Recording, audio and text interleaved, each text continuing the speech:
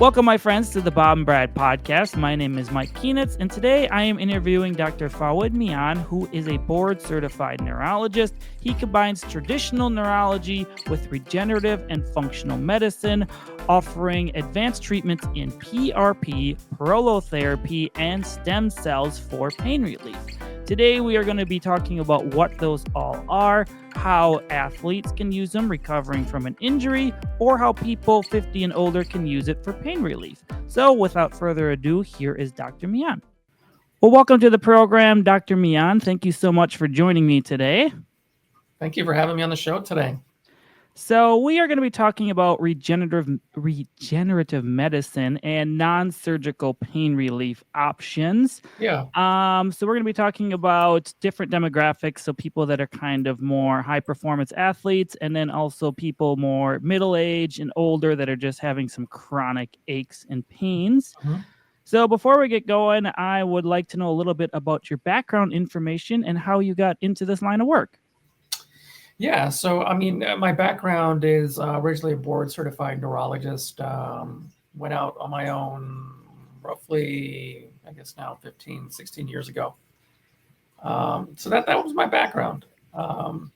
So for me, one of the first things I used to see off the bat, when I started, was a lot of pain patients, people with headaches, neck pain, shoulder pain, knee pain, back pain. Inevitably, I would always find patients who actually had injuries to their shoulder and other areas of the body, like their knee. And these other respective specialists, like orthopedic doctors and pain doctors, are sending the patient back to me, telling me that this is a neurological issue. And so I'm like, just kind of like scratching my head here, like a little bit. I mean, there's stuff that's torn inside the knee, stuff that clearly seems to be torn inside the shoulder. I had a patient today actually just exactly like that. And they said, go see the neurologist. And it's the same kind of thing. I'm like, I already know that the shoulder is already like a major issue for that person, but this is what I was trying to see. And, I was kind of trying to reconcile just giving traditional pain medications and one for different types of, there are different types of pain for with the medications that we use. Sometimes that wasn't enough. Traditional physical therapy, acupuncture, plus or minus, helping people a little bit to people to a certain extent. Around the same time, I started having a lot of my own injuries that just kind of came out of the blue. One of the first thing I had, it was actually in the gym, and I had let the weight slip when I was doing some shoulder shrugs, and that's just an exercise to try to strengthen the traps.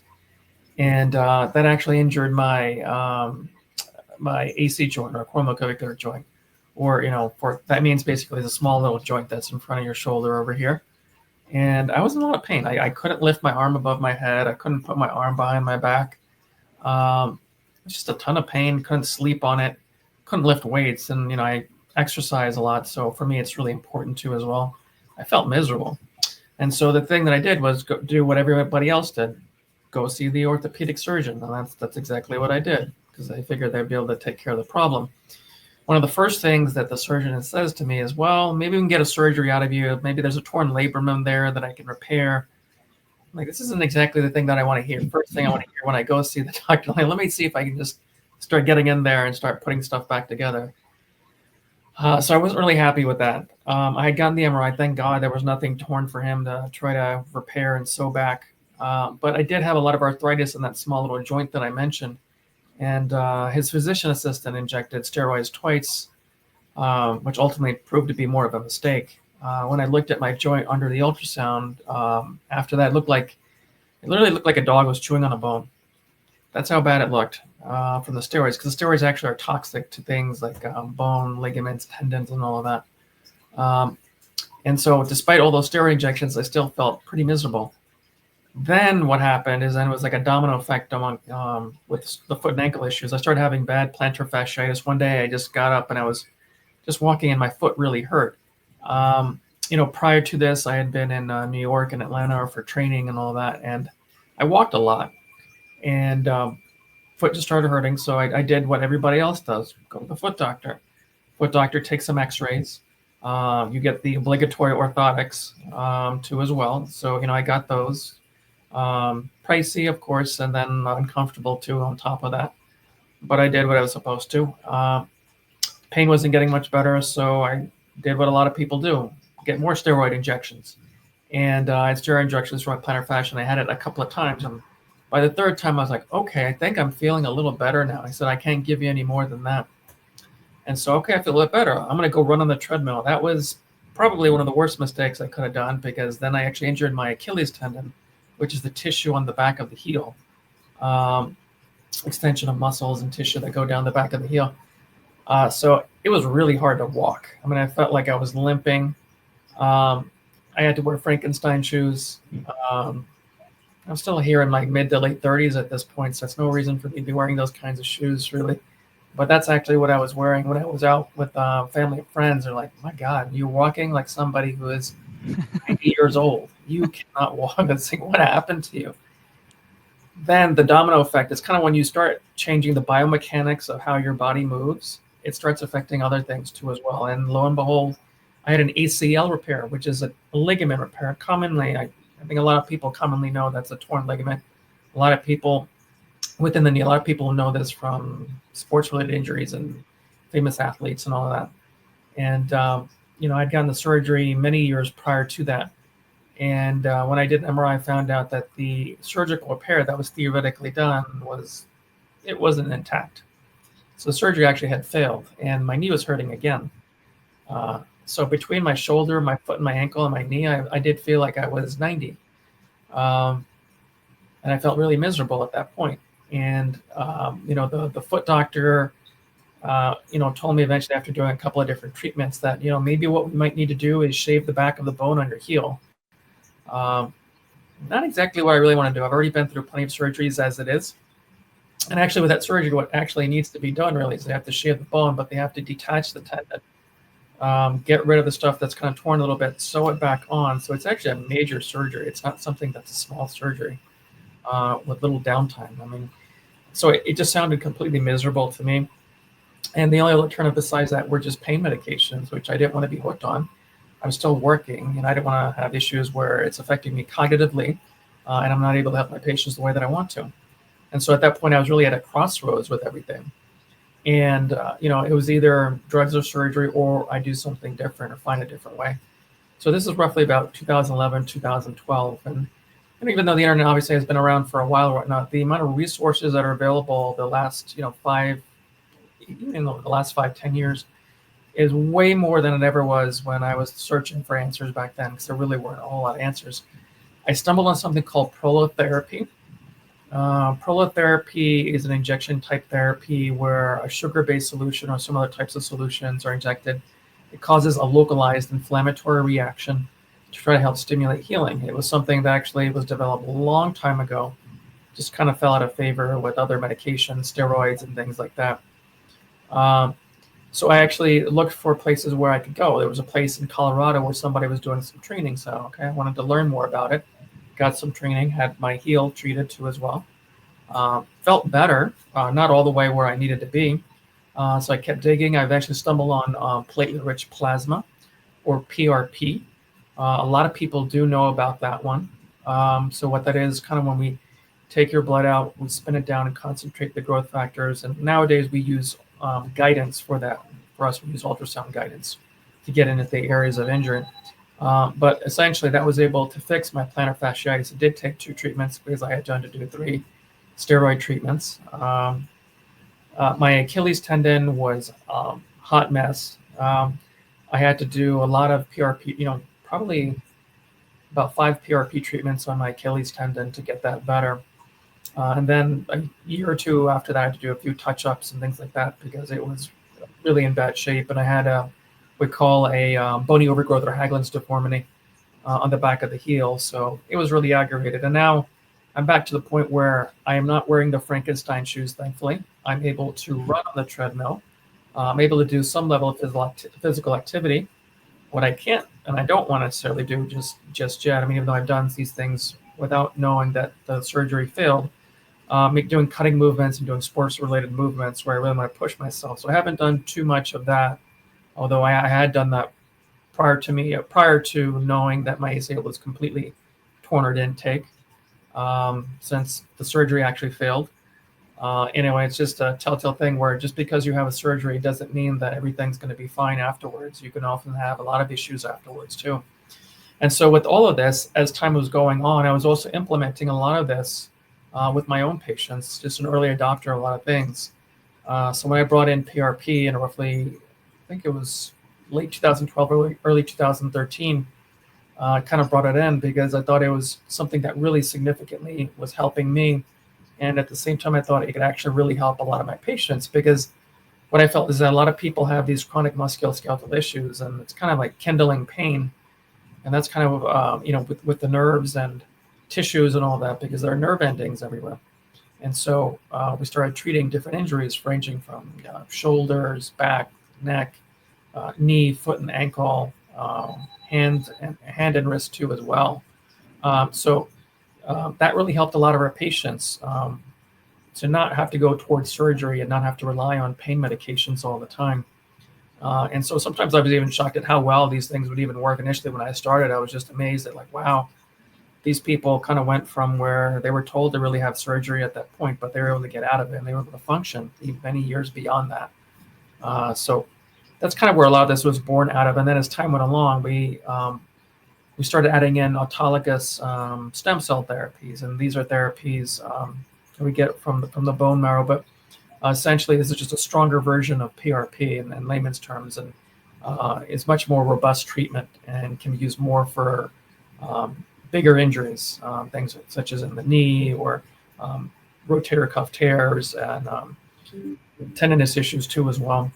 So that's kind of where that was. And then as time was going on, we started integrating more supplements, holistic treatments too as well, to help complement all of this. So for me, I was always trying to dig and figure out, well, how can I best treat these people? And I think one of the things that we would commonly see is that a lot of patients would not always want to take medication. There's the amount of times that people roll their eyes when I say, here's a medication you take. They're like, I don't want to do medication. I hate medication. What else do you have? What else can we do? And so for me, as an early adopter, a lot of things, I started figuring out different types of modalities of treatment that we can add in. I know I kind of rambled there like a little bit, but that's kind of more of the background on how and why I got into all of this. So, would you mind mentioning your website where people can find you at before we get too into this podcast? And then I'm presuming you primarily are working in person with patients, or do you have some type of programs or telehealth options? Right now, primarily working in person. If they're within the tri-state area, we can certainly do telehealth where we are right now. So there's a lot of rules and regulations with telehealth across state lines. You would think one license would suffice for the entire country, but no, each state has a different thing, and makes no sense to me whatsoever, because it's the same exact thing. Yeah, it's the same in physical therapy. This is what's been mandated. Yeah. Lawyers make this stuff, not me. But yeah, so it's in person, and I think that's also kind of really important. I think too as well, is because I can just tell you, during the time of the pandemic, we had to try to evaluate some patients, and it's really hard sometimes to really look at people physically and seeing how things move, and looking at the tissue and all of that, looking how the joints are moving. It's much easier when you're in person, you're feeling things too as well, so you get a better sense of what's going on, rather than you kind of have an idea, but you're not really confirming it with a good physical exam. And you're in Denville, New Jersey, right? New Jersey, yeah. Mm-hmm. Okay. And your website is advocareneurowellnessmd.com? That's one of them. And then the other one is prolohealing.com, which is more on the regenerative side. Okay. I'll link those down in the show notes for anyone listening if they want to check those out. So when we're talking about people that are more into high performance individuals, so sports and stuff, why is regenerative medicine especially appealing to them or active people in avoiding downtime? Because I'm assuming the amount of time where you can return to sport is sped up a lot, correct? Mm-hmm. Yeah, I mean, depending on the level of injury that one has, so for instance, you take like a surgical, take surgery for like an ACL, like somebody who's a high level athlete in football or basketball. I mean, bare minimum, it's going to be 6 months, but usually they're not back until about a year later on. Same thing with Achilles tendon tears too as well. It takes like a long time to heal those things. When we're doing these kinds of treatments, if say they have something that's torn in their shoulder or the rotator cuff or their back, there may be like a little bit of a downtime for maybe a period of like a few weeks before they're really getting back to where they need to be, along with a good functional movement program. So definitely a lot faster than any surgical option. So, if someone is going to get one of these options, whether it's PRP, prolotherapy, or stem cells, how does one decide which one to do? Is one better than the other comparison to like what the injury is, or how do you determine that? Yeah, no, that's a great question. So it's really highly individual to the person. So yeah, so when somebody comes in, we're going to obviously take a full history of what they're doing or what's occurred, and then do a physical examination. We'll get some imaging, and then depending on their goals of where they want to be, whether it's somebody who's not a high level athlete or somebody who's the weekend warrior or somebody who just wants to play with their grandkids, we determine well what's going to be the best option for them ultimately. But we can say in very general terms, if they're more severe, like tears within tendons or wearing away cartilage or torn cartilage, autologous stem cell therapy is better. That's can be obtained from the bone marrow, which is on the backside in your posterior over here, and then also fat too as well is like another way of doing that. So it's just like a mini liposuction where they're getting the cells.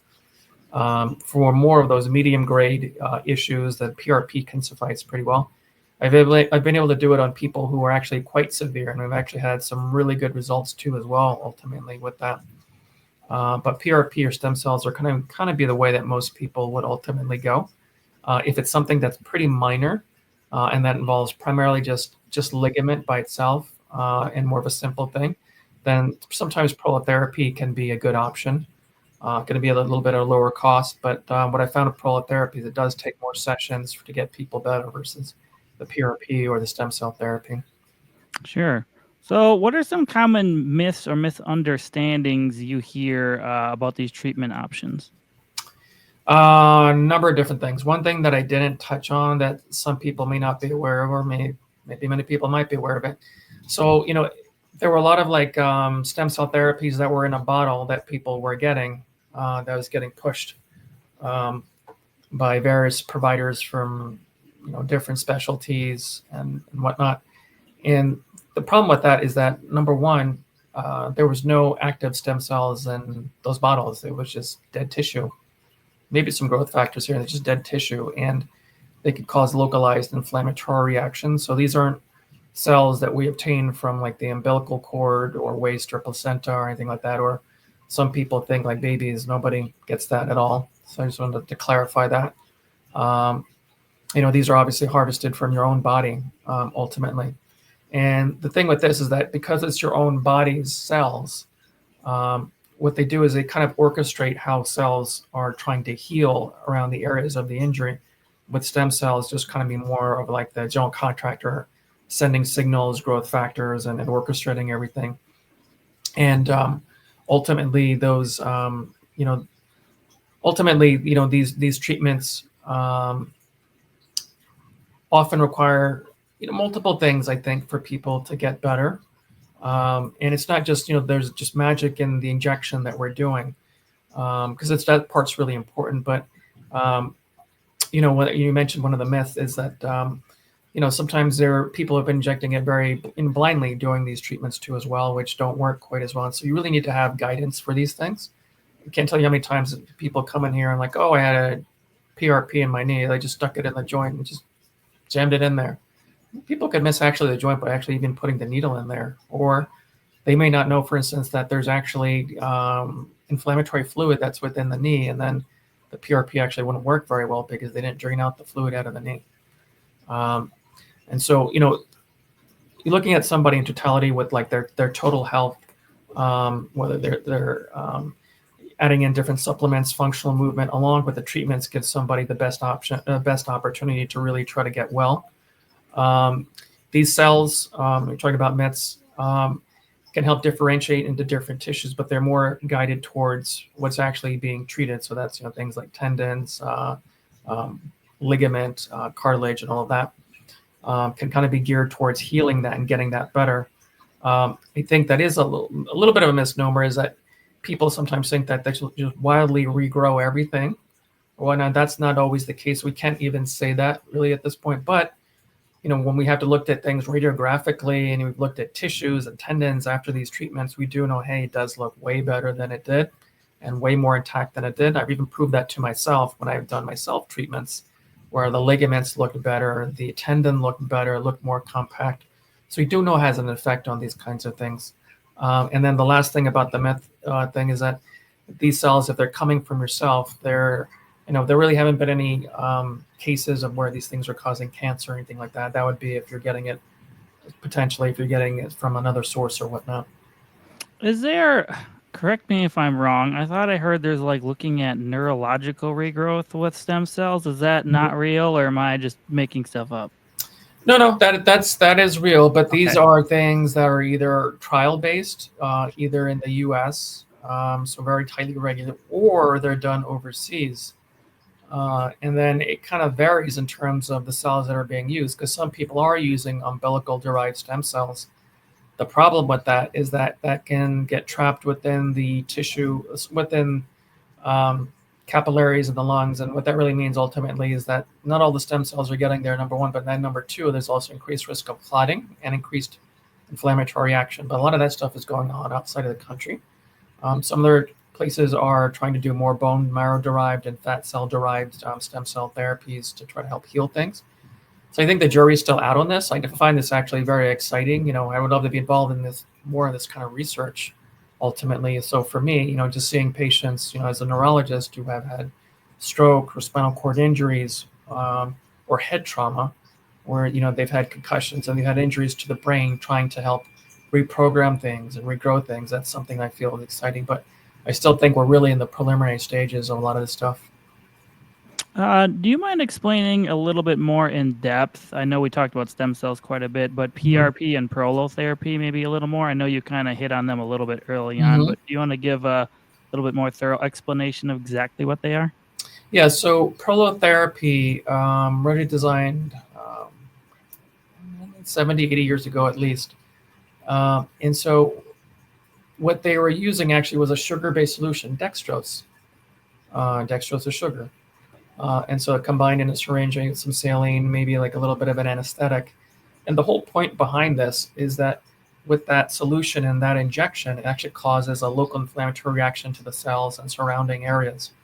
And by stimulating a micro injury, it's like a mini controlled fire, so to speak, then what happens, it stimulates the rest of the body to try to help heal that area. So now it's recruiting other cells to come and heal that area. The way that PRP is different than this is that it actually has growth factors. So it's not just the stimulation from the local the local injury that's being caused. It's the growth factors in the cells that are actually coming and orchestrating more of a healing response, and that's kind of why it tends to be more robust, at least in my estimation, compared to prolotherapy. Sure. So, what's the typical timeline for seeing results with these non-surgical treatments? So I can tell you that when I first started learning this way back when I guess maybe there wasn't enough information, they showed us this healing curve of, okay, here's 4 weeks, and then you go this inflammatory phase, remodeling phase, and then just growth and remodeling and everything. They show this healing curve essentially. What I found with that is that a lot of people took more time than kind of what was in this graph. And I even found that with myself. So on average, for somebody, these can vary between people. And also on the extent of the injury also makes a huge difference too as well, and what kind of fitness and functional movement they have. But on average, I see people start really noticing a big difference at 2 to 3 months after having had the treatment. There have been plenty of cases where I've had people notice a difference after about a month. So it takes time. So this isn't something like, for instance, if you got a steroid injection, hey, I feel good today and I feel great, so I'm going to go do something kind of thing. This is kind of more of that slow burn where you're actually going to take time to heal. And so I just give you an example with, for instance, when I had my Achilles injury, it was miserable. But then by that 2 to 3 month mark, I was going down the stairs and realized that I wasn't limping down the stairs. I wasn't holding on the way I was. And so that was a huge difference. So for me, I was kind of a little bit more worst case scenario. But for others, we've seen remarkable progress within that month mark. But I would say on average for most people, about 2 months or so. So do people have like numerous treatments over weeks, or is it like a one-time thing, or how frequent is it? So it depends.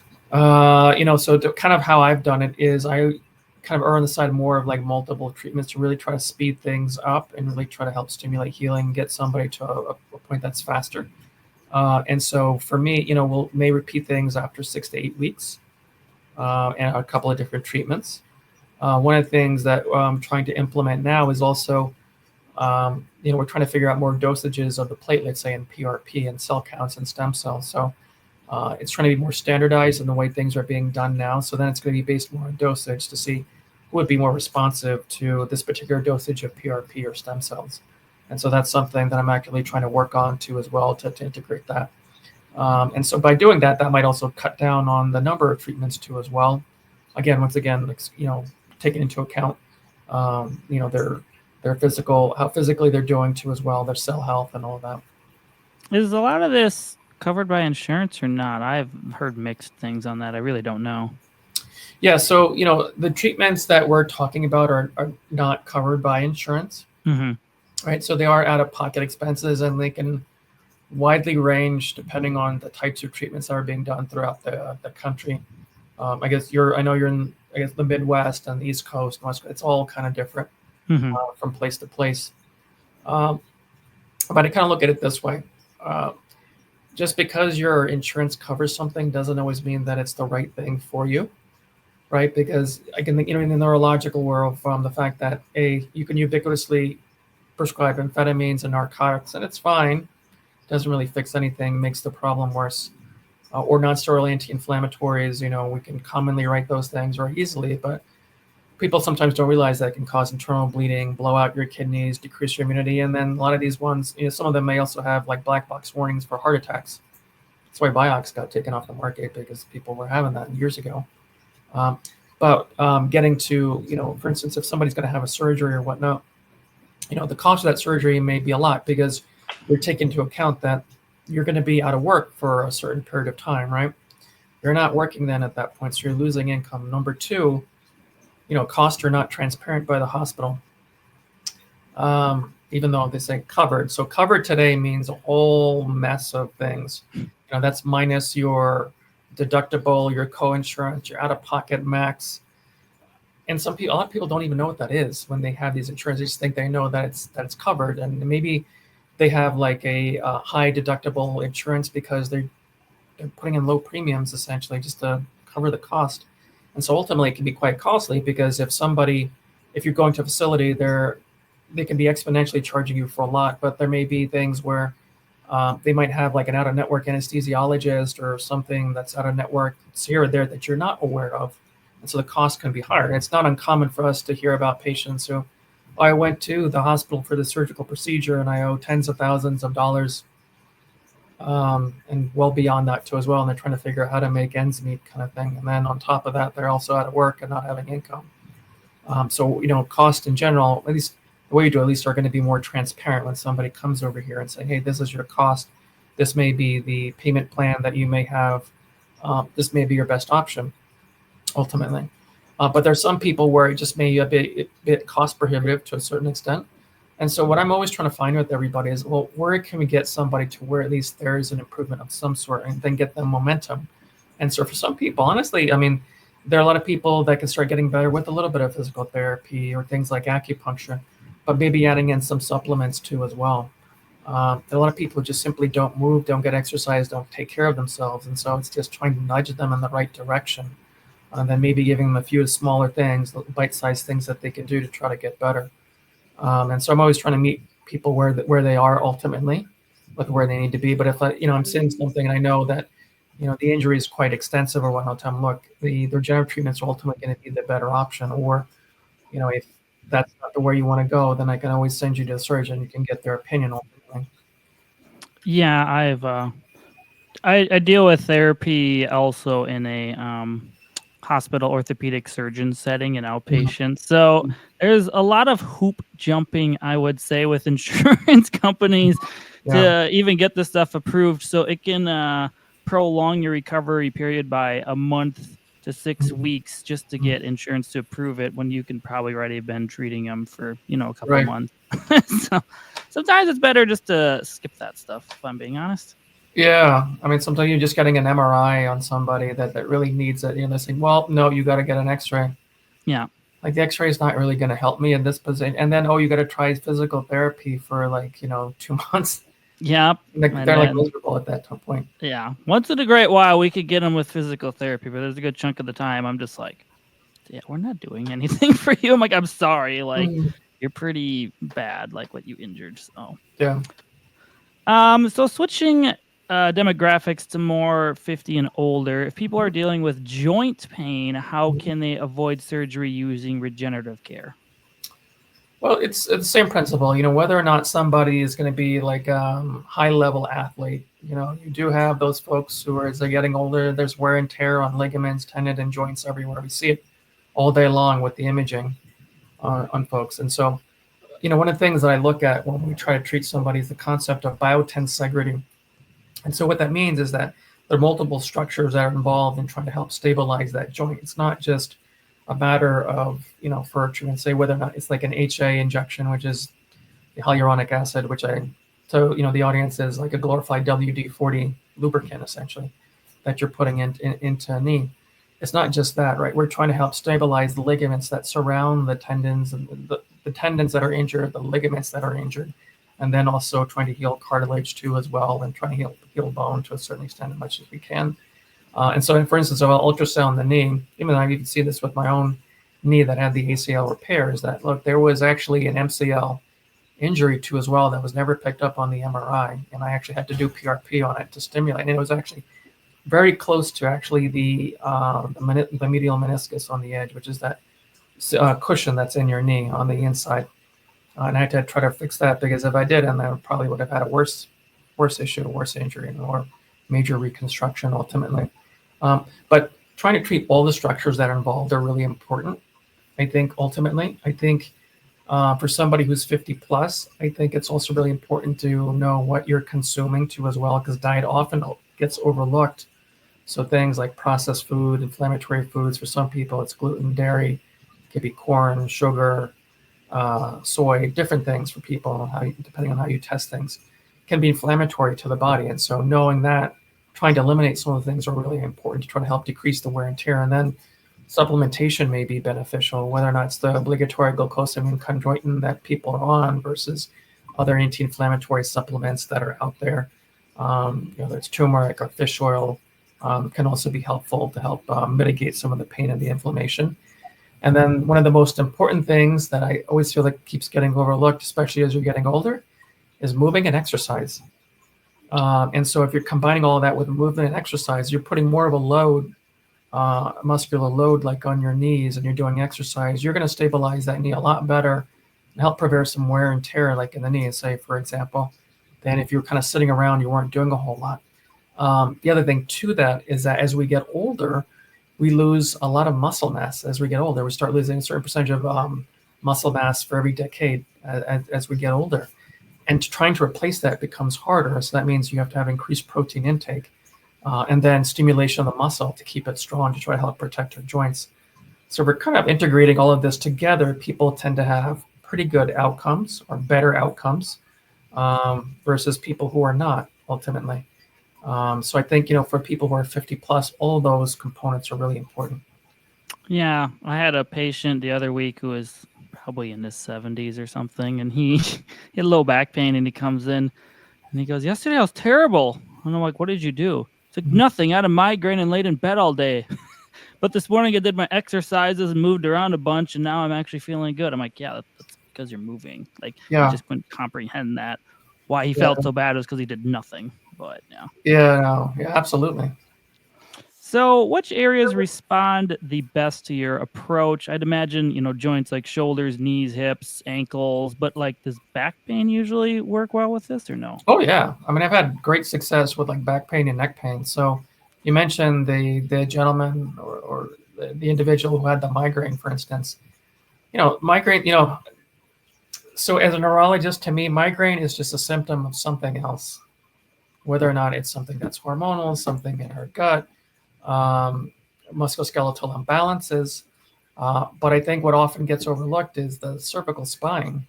And so there have been times in the past, where we do like diagnostic blocks of like the facet joints or the small little joints that get connected together, like in our neck and our back, and it eliminates their pain, maybe for a couple of days or a short period of time. But we know that's the pain generator, and so we've been able to get rid of migraines by treating those kinds of structures along with some of the ligaments and that kind of hold things together.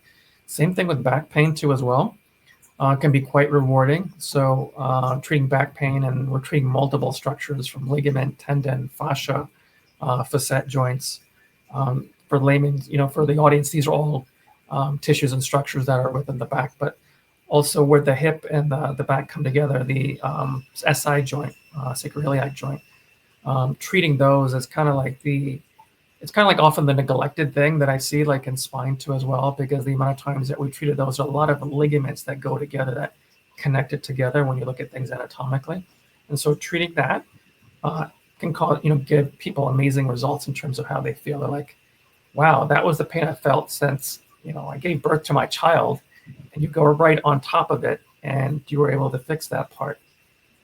That's amazing when you're able to get people to that point, and then they can become more functional and do the stuff they enjoy doing. Have you had anything with like herniated discs or sciatica issues relieved with it? Yeah, I mean, we do that quite often. I think one of the things that I think is forgotten is that when you looked at the herniated disc and then the sciatic nerve injury, it's because of instability within the spine. And so you're trying to help the instability of the spine by treating multiple structures. So for me, per se, I'm not necessarily treating that actual disc by putting anything into it, because, if you put a needle into a disc, it's really, really, really going to hurt. No matter what anybody's doing. It's extremely painful, actually. But there are colleagues who do that under fluoroscopy or whatnot. Sometimes they can get the ligament that goes around it, but it's really important that you get all the other structures that are holding it together, because that disc can resorb over time and get better ultimately. But if you're strengthening everything else, that's going to alleviate a lot of the individual's back pain, and ultimately it's going to make them feel better. And there's less irritation on the nerve ultimately. Sure.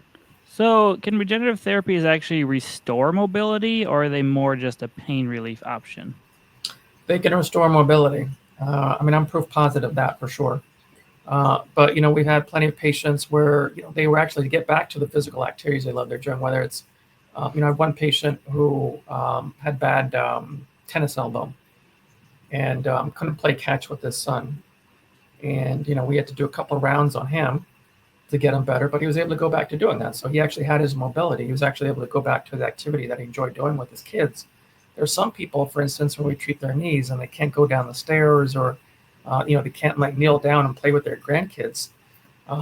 We really be able to help restore that too as well. Well, hey, things are now structurally more sound ultimately, and they can do those activities. They can move better, and they're not guarding their knees or the other areas of their body. So, we talked about factors like movement and diet when benefiting outcomes of this, but what about sleep? How important is that? Sleep is a thing in this world that often gets neglected. So I just give you a quick little story about sleep, about people who can't sleep. So where we are in the Northeast, we had Superstorm Sandy kind of rummage through about 13 years ago. And so the power was out for like a week where we were. It's unusual for that to be like that in the Northeast in general, because usually things are very quick to turn back on, but it was a week. And so for some of the patients I had, I was treating for other things. Some of them just said, I can't sleep. No matter what I do, it doesn't matter what take, I can't sleep. But lo and behold, when all the power was out and the sun was down, these people were down and out, and they were sleeping fantastic. And so kind of what I'm getting at this is that if we're not getting adequate sleep, what happens to us, there's multiple different things. It's not good for you cognitively, ultimately, because it's affecting your cells and causing more of an inflammatory reaction in your brain. But then number two, your body needs to have some quiescence to heal too as well. There are all sorts of hormones that start coming out also at night too as well to try to help you heal too.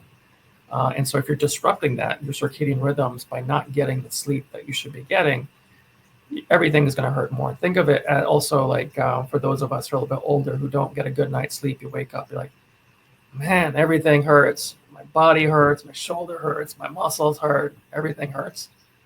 Yeah, because you didn't give your body like enough rest. It didn't have the time to try to help repair itself and feel better ultimately. So I think that's very paramount ultimately in terms of making people feel better for anything and everything in general. Sure. So, when is surgery still the right option, and how do you help patients make that call?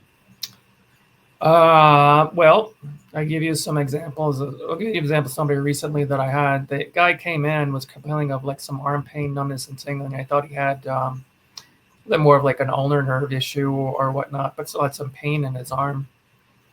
And then I was just examining him, and I'm just looking at it. Okay, there's something's not right here with the shoulder. And then I looked at his biceps, and his biceps were not going up. So immediately, for me, within a matter of seconds, I already know what the problem is by looking at that. But he had, to the audience, that's a torn biceps tendon that attaches into the shoulder. The long tendon goes all the way up into the shoulder, and so bicep can't go back up because there's no anchor at that point. It's down here. So regenerative treatments are not going to fix that. At that point, you need a surgical reattachment. There's absolutely no other way of like making that better at that point. So that's a option where surgery is really important. Other things too as well. If there's something that's broken or shattered, obviously with bones, it's also really important then to have that put back together ultimately to make things more structurally sound, and then addressing the soft tissues and things like that. Um, there are also cases of people who have significant autoimmune issues. Um, like I say, in terms of regenerative treatments, they may not be the best candidates for the world, depending on what kind of autoimmune issue they should have. But in terms of the surgical realm, if there's something that's biomechanical that's disrupting movement and motion, that's also really important. For instance, like in the hand, there's a tendon that gets torn to as well, but then ends up blocking just the movement. And so you actually have to have that surgically repaired to as well. It's called the Stenner's lesion. But you need to have that repaired too as well. And these are just some of the things where you may not have a choice but to go that route too as well. There also may be, say, like in the spine, where things are so debilitated and so far gone, where a nerve is getting really crushed. At that point, it's kind of so far gone where your best option may be to have something where there's a microdiscectomy, removing some of the disc, or maybe if there's so much bony overgrowth that's actually pushing up on the nerve. At that point, then maybe removing some of that bone may be helpful and beneficial. So, if anyone is on the fence about trying any of these non surgical Mhm. relief options, what is one thing you would like to say to them? So probably the biggest thing that I want to say is that just because you have an ache and pain, and just because you were told to have surgery, a lot of times, unfortunately, people have the obligatory you need surgery when they don't really need it. There are options, and so unfortunately, many people don't really realize that these are options for folks, and then they think it's only steroids, drugs, and surgery ultimately, and that's not always the case. So I would encourage everybody to keep an open mind that can be a great option for somebody who wants to do things non-surgically and then have that minimized downtime. Because look, at the end of the day, I know you work with orthopedics and all of that or whatnot, but we want to keep things intact as much as we can, and do the best we can to maintain those things. And for those people who want to do it that way, like I did, and I've had surgery too, so I've kind of had it both ways, then this could be like a great option for you. Are there any new type of regenerative medicines coming out soon, or are these the main three? These are like so prolotherapy, platelet-rich plasma, autologous stem cell therapy are the main ones. As I mentioned before, more experimental with the IV stem cell therapies, also trying to be used for chronic musculoskeletal issues in other countries at this point. Um, so that they're trying to get some controlled trials there. There is the idea of like doing systemic stem cell treatments along with localized injections to get the best outcome. So I think that's kind of up and coming. Um, to a couple of modalities that I didn't really touch on with all this, we often combine multiple modalities of treatments, not always just the regenerative treatment. We'll often combine different laser treatments or shockwave treatments, try to help stimulate healing too as well. And so those are regenerative in and of themselves because they're trying to stimulate a healing cascade in folks. They can work on different wavelengths and then certain molecules too as well that can try to help stimulate healing. So that also is like a non-invasive way of doing things, but often works pretty well together when you do it in synergy with the regenerative treatments. But as of right now, those would be like the crux of what we have. Sure. Well, thank you so much for joining me today, Dr. Mian. Would you mind mentioning your websites again so people can find your information somewhere? Right. So on the regenerative side, it's prolohealing.com. And then on the neurological side, it's Advocare Neuro Wellness, MD.